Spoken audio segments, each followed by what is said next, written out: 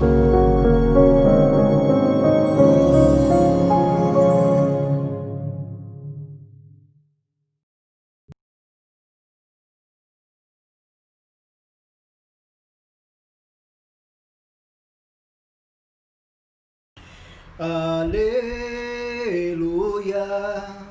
aleluia, aleluia, aleluia.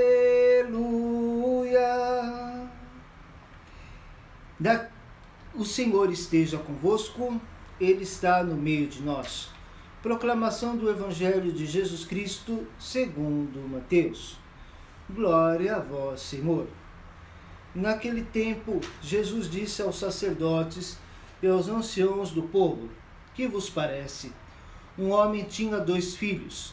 Dirigindo-se ao primeiro, ele disse: filho, vai trabalhar hoje na vinha. O filho respondeu: não quero. Mas depois mudou de opinião e foi. O pai dirigiu-se ao outro filho e disse a mesma coisa. Este respondeu: sim, Senhor, eu vou, mas não vou. Qual dos 2 fez a vontade do Pai? Os sumos sacerdotes e os anciãos do povo responderam: o primeiro.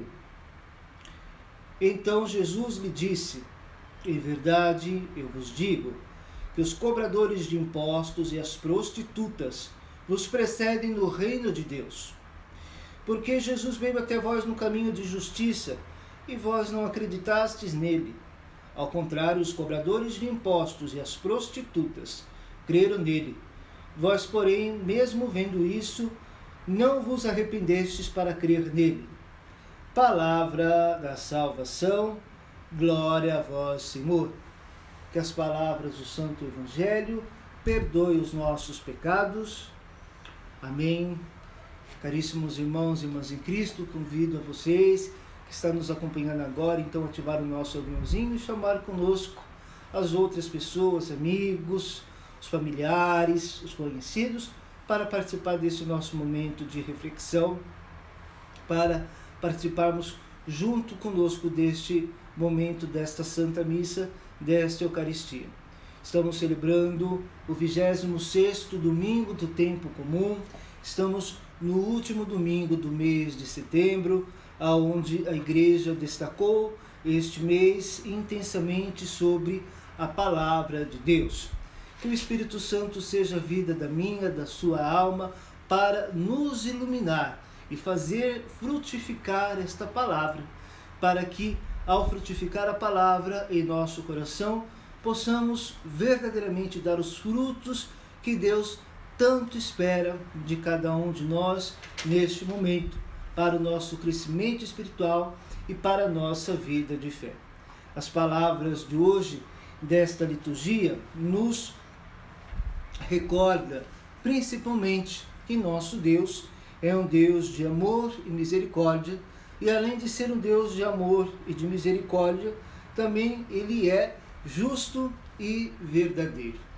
O grande problema hoje desta nossa geração, o grande problema de algumas pessoas é dizer que a conduta de Deus está completamente errada, que a conduta de Deus não está correta. Ou seja, nós atribuímos a Deus, muitas vezes, os males do mundo.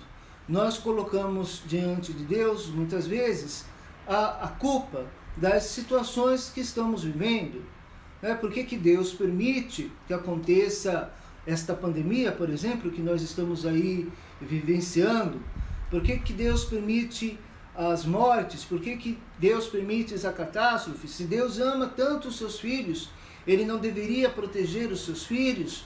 Ele não poderia livrar os seus filhos de provações, de perseguições, disso ou daquilo?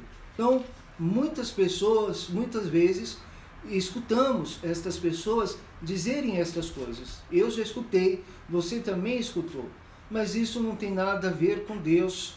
A morte e a vida não depende de Deus. A morte e a vida depende das nossas escolhas.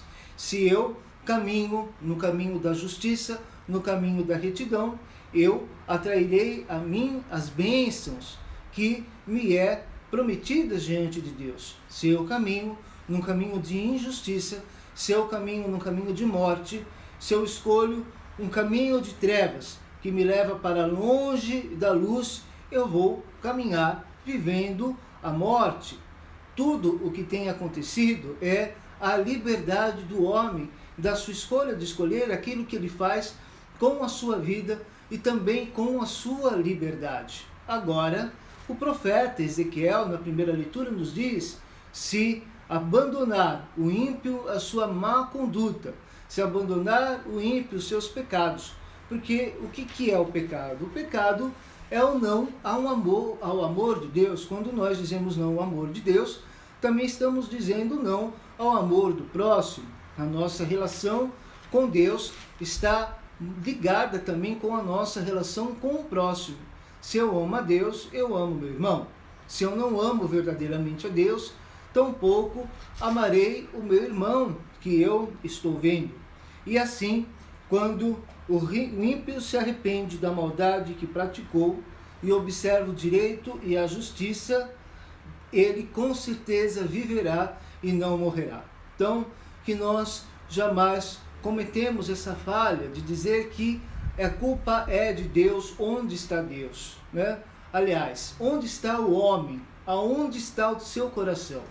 Aonde está o seu coração, aí está o teu tesouro. Aonde você coloca o teu coração, aí estará as suas coisas. Se você busca a vaidade das vaidades, você nunca vai estar preenchido do amor de Deus. Se você busca uma vida, muitas vezes, de vaidade, uma vida de consumismo, uma vida de prazer, uma vida desconectada, muitas vezes com o sobrenatural, a sua vida estará fadada ao vazio. Você sempre irá buscar e nunca vai se preencher daquilo que realmente importa na sua vida. Então, não atribui jamais as coisas que são culpas, da sua culpa, muitas vezes da minha culpa, da culpa dos homens em relação com Deus. Tudo que Deus criou é bom. Tudo que Deus fez, feito no amor e na perfeição. Mas, infelizmente, o homem, pela sua ganância, vai lá e destrói. E nós estamos vendo, né, a nossa Amazônia, o nosso Pantanal, sendo destruído pelos homens, sendo destruído pela ganância, né, a nossa casa comum sendo completamente destruída. Né? Então, são eles que procuram o caminho da destruição. Então, é preciso que nós possamos escolher este caminho que realmente nos leva à vida. E assim, a leitura central da carta de São Paulo aos Filipenses, que nós podemos resumir, é que o apóstolo nos diz que é necessário que nós tenhamos os mesmos sentimentos de Cristo. Ter os mesmos sentimentos de Cristo. Ter os mesmos sentimentos de Cristo é termos o coração de Cristo, é pensar e agir como Cristo agiu, sem jamais nos orgulharmos, sem jamais nos vangloriarmos, sem jamais pisarmos em cima dos outros ou se sentirmos elevados e melhores, porque Deus, feito homem, tornou a nossa natureza humana, se fez um igual a nós e nos deu a vida pela sua morte. Ele que não se fez maior, mas se fez conosco servo. E assim nós buscamos ter estes sentimentos, destes que realmente vivem da palavra do Senhor, vive realmente do Evangelho, vive realmente da Escritura. Por fim, Jesus nos vai contar novamente uma parábola, a parábola dos 2 filhos. O dono da vinha tinha 2 filhos. Ele mandou que o primeiro fosse trabalhar na vinha. O primeiro disse: não, eu não vou, não quero ir. Mas depois botou a mão na consciência e disse: puxa vida, eu vou lá trabalhar, vou ajudar o meu pai. O dono da vinha pediu para o segundo filho prontamente disse: sim, meu pai, eu vou, mas não fui. E qual deles fez a vontade deste pai? Perguntou Jesus aos anciãos e sacerdotes. E eles responderam, com certeza, o primeiro, que disse que não ia, mas foi. Este agradou ao Pai, este fez a vontade do Pai. E o segundo? O segundo foi aquele que disse que ia, mas não foi. É aquele que dissimulou, é aquele que mentiu, é aquele que preferiu dizer que ia e se colocou debaixo da sombra de um coqueiro para descansar. E Jesus nos ensina para estes anciãos e sacerdotes, né, da lei, né, uma lição. Ele nos diz que ele próprio está ali, o próprio Cristo, o próprio Messias está ali, mas mesmo assim eles não creem na palavra dele. Do mesmo modo que não creram na palavra de João Batista.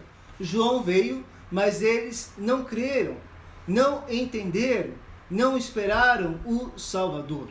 Ou seja, a glória destinada aos eleitos de Deus está destinada a todos aqueles e aquelas que muitas vezes são os excluídos do reino, que muitas vezes são marginalizados e colocados à parte. Por isso Jesus nos diz neste evangelho de uma maneira muito forte, de uma maneira muito incisiva, que até as prostitutas e os cobradores de impostos vos precederão no reino dos céus.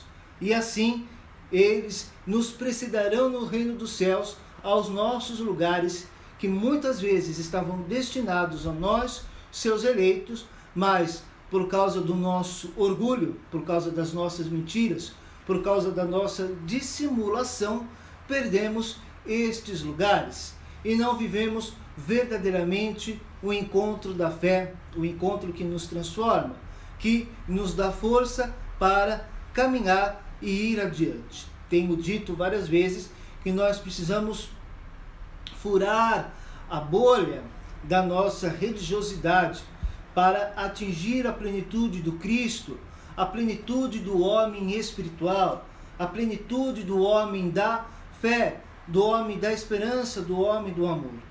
Infelizmente, esta semana nós tivemos 2 comentários de maneira desproposital, de 2 comentários fora de contexto, 2 comentários levianos.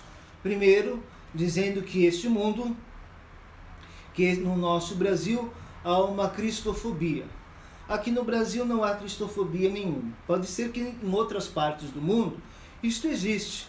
Por exemplo, na África, em alguns países de origem muçulmana, pode ser na China, e nós sabemos que existe uma grande perseguição realmente aos cristãos, mas aqui no Brasil nós não temos isso. Aqui no Brasil, graças a Deus, o nosso Estado é laico, que garante a graça de podermos professar a nossa fé, não só a minha fé cristã e católica, mas todos os credos, até mesmo os de matizes africanas, os outros credos, os credos judaicos, as outras igrejas, as outras denominações e orientações, né? Por fim, não existe esta cristofobia. O que existe é um fanatismo religioso de parte daqueles que se dizem cristãos, da parte daqueles que se dizem o segundo filho, que diz que vai e não faz, e muitas vezes dissimula a palavra de Deus e usa a palavra de Deus para instrumentalizar as suas ações. Ações muitas vezes desconectadas com a realidade, com a mensagem da palavra de Deus e principalmente do Evangelho de Cristo.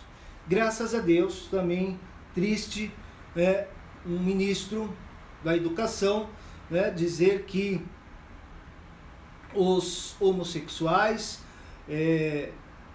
os homoafetivos, as orientações sexuais das pessoas é fruto de famílias desajustadas.